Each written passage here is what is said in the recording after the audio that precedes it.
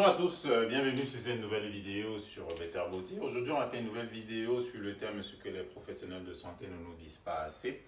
Ok, on va reprendre notre segmentation du corps en deux parties, les muscles et le gras, et on va faire un focus sur la partie musculaire, expliquer un peu plus pourquoi il est important de bien comprendre ces segmentations pour comprendre ce qu'on fait lorsqu'on on va suivre nos programmes de renforcement et de perte de poids avancé.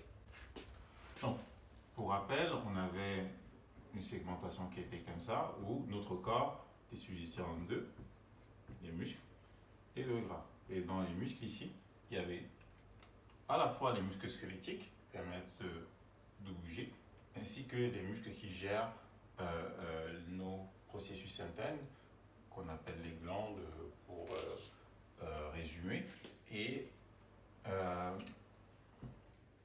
ça, c'est les entrées et ça, c'est les sorties. Notre but, c'est de se débrouiller pour qu'on n'ait quasiment plus d'entrées, très peu, que cette courbe-là, cette entrée-ci soit très peu sollicitée. Ici, de toutes les façons, on ne peut pas y couper. Quand on fait des exercices physiques, de toutes les façons, il y a toujours les sorties ici. Et quand notre corps génère des travails, quoi qu'on fasse, et il va utiliser les ressources. Et donc ça, on ne peut pas trop y couper. Okay? Il faudrait surtout s'intéresser à ce qu'on lui apporte, des choses qui rentrent ici pour alimenter notre moteur et se débrouiller pour que les besoins énergétiques soient puisés par ici, quelles que soient les conditions. Okay? Ce ne sera pas tout le temps comme ça, parfois c'est là, comme j'ai dit, mais c'est ça qu'on veut faire pour perdre le poids de manière efficace. Il faut baisser les réserves de gras. Okay? Donc, pour rappel, le gras ici, lui, notre corps est une fabuleuse machine. Il va augmenter nos ressources de gras là, juste parce qu'on fait des excédents, en pensant qu'en fait, on fait des réserves parce qu'il y a de la disette qui arrive. On a besoin de faire quelque chose de spécial, et bah, il va nous rajouter du gras. Donc, normalement, c'est un processus de survie que de faire des réserves parce qu'il peut y avoir, comme pour un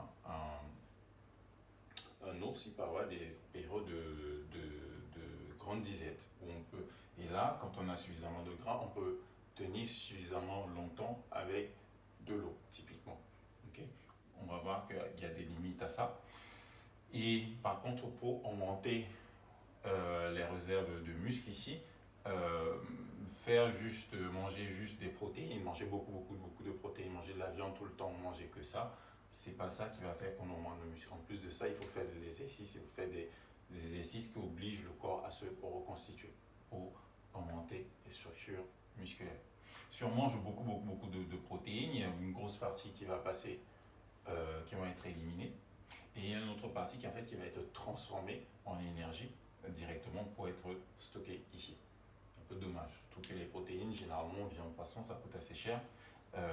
Si c'est pour le stocker, c'est pas l'intérêt. Mais vous ne pouvez pas produire du muscle en ne faisant que ingérer des aliments.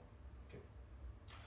Donc, pour avancer dans nos explications,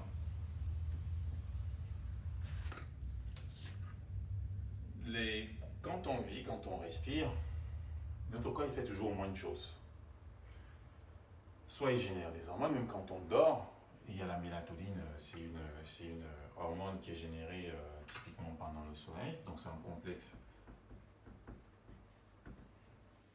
aminé. Okay. Donc, même quand on dort, notre corps il génère des hormones. Donc, quoi qu'on fasse, on est stressé, on est en train de récupérer, il y a un hormone de croissance qu'on est en train de digérer. Quoi qu'on fasse, notre corps il génère une hormone. Et ça veut dire que notre moteur est en train de fonctionner parce que tous les glandes qui génèrent les hormones, ils sont ici, font partie de ça. Et ils ont besoin, donc pour ça, d'avoir de la matière. La matière, c'est les protéines qu'on va ingérer. Quand il n'y en a pas, et bah, baisse d'énergie, baisse du métabolisme de base. Okay. Pourquoi est-ce qu'on vous dit à chaque fois qu'il ne faut pas faire des régimes trop restrictifs où on coupe tout, on ne mange pas? Bah, à un moment donné, on mange très peu. Bah, si on bouge, on va à l'école, on va au boulot et qu'on est actif, à un moment donné, le moteur, il faut des entrepôts qui travaillent. Si vous avez tout vidé, il n'y a plus d'eau, il n'y a plus de minéraux, il n'y a plus de vitamine C, il n'y a plus rien, si vous n'ingérez rien, vous ne pourrez pas fonctionner. Donc ça, vous avez besoin de le garder le plus haut possible. Et ici, c'est ce qu'on veut baisser. Donc c'est les réserves qu'on veut faire. On va avoir le plus bas possible. Salut.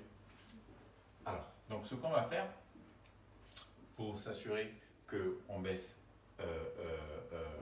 le plus efficacement les réserves de gras, parce que ça, c'est la perte de poids durable. Baisser les réserves de gras qui sont ici. Donc, pour s'assurer qu'on est efficace sur les réserves, pour baisser les réserves de gras, on est obligé d'avoir un moteur qui fonctionne pour qu'on ait de l'énergie, qu'on puisse fonctionner. Okay? Et on va se débrouiller pour lui mettre donc les intrants. Donc, dans les protéines, c'est essentiellement des intrants. Donc, il y a des complexes d'acides aminés qui sont donc dans les muscles, dans les glandes, pour que le moteur puisse fonctionner. Donc, ça, il faut le conserver, garder les muscles à leur potentiel optimal, avoir la meilleure cylindrée pour pouvoir consommer le gras de manière le plus efficace. Okay? Donc dans nos programmes de tonification avancée orientée minceur que vous allez faire chez nous, vous allez comprendre vous comprenez un peu mieux pourquoi il est important non seulement de manger, okay? Il faut manger correctement, mais en plus de ça, il faut travailler régulièrement. Ça, on aura à côté pourquoi. Mais le travail régulier, ça permet notamment d'avoir le corps le plus occupé possible, qui travaille, qui fait le plus de choses le plus possible. Okay? Et donc, il va consommer des ressources, parce que non seulement il utilise les ressources qu'il a, mais il utilise aussi de l'énergie. Okay? Dernière chose, sur un exemple typique qu'on peut prendre pour vous expliquer un peu mieux cette segmentation. Souvent les personnes disent mais bon, je ne comprends pas ce qui s'est passé, ça fait plusieurs années, j'ai pris du poids et apparemment j'ai même perdu du muscle. Qu'est-ce qui s'est passé? C'est presque certainement dû à votre alimentation. Alors, il y a un adage qui dit qu'on est ce qu'on mange et cet adage-là, on ne peut plus le vrai.